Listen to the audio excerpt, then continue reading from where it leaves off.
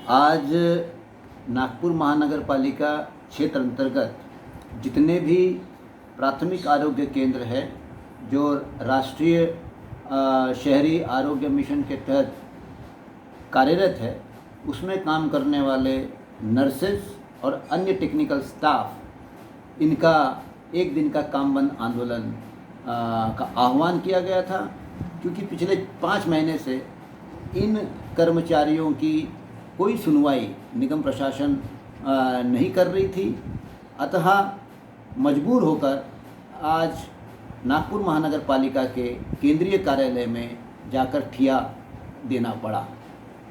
जिन मुख्य मांगों को लेकर असंतोष है वो ये कि नागपुर शहर के अंदर कॉरपोरेशन के करीब 50 के ऊपर ओपीडी दवाखाने हैं, लेकिन कोविड की पूरी जिम्मेदारी इन प्राथमिक आरोग्य केंद्र में काम करने वाले कर्मचारियों के कंधे पर डाल दी गई।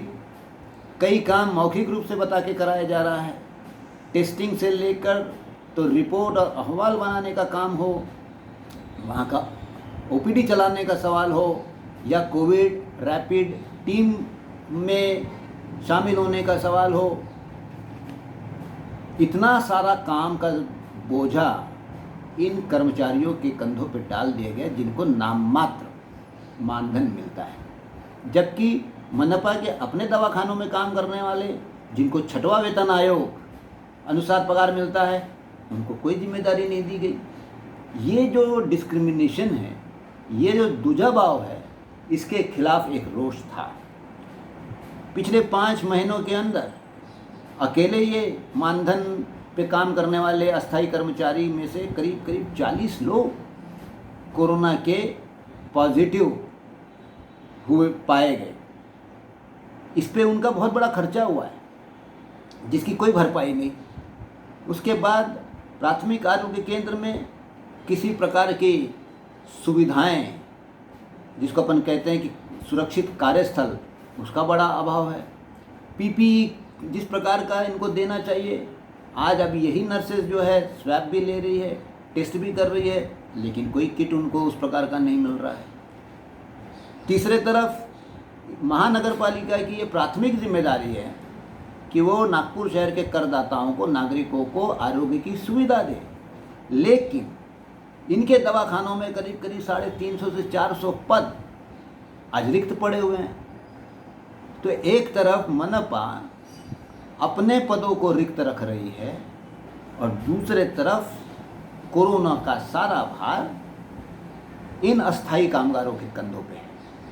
हमने ये मांग किए हैं कि भाई आप अपने दवाखानों को इस तरीके से चलाओगे, ये उचित नहीं है।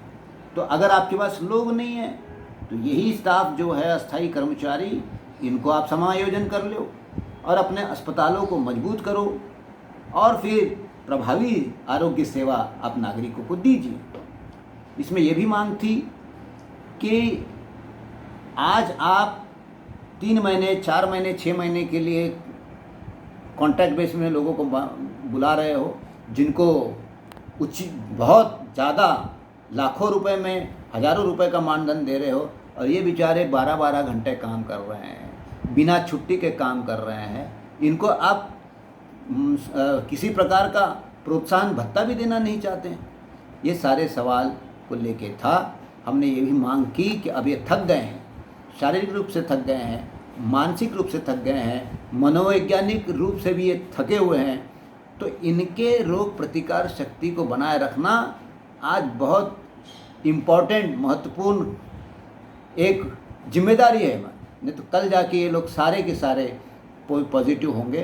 तो इसके लिए आरोग्य कर्मियों को भोजन की व्यवस्था, दोपहर का भोजन, नाश्ता, चाय की व्यवस्था करें, जिससे ये लोग जो है अपना रोग प्रतिकार शक्ति को बनाए रख सकते हैं। इसके अलावा कई और मसले थे।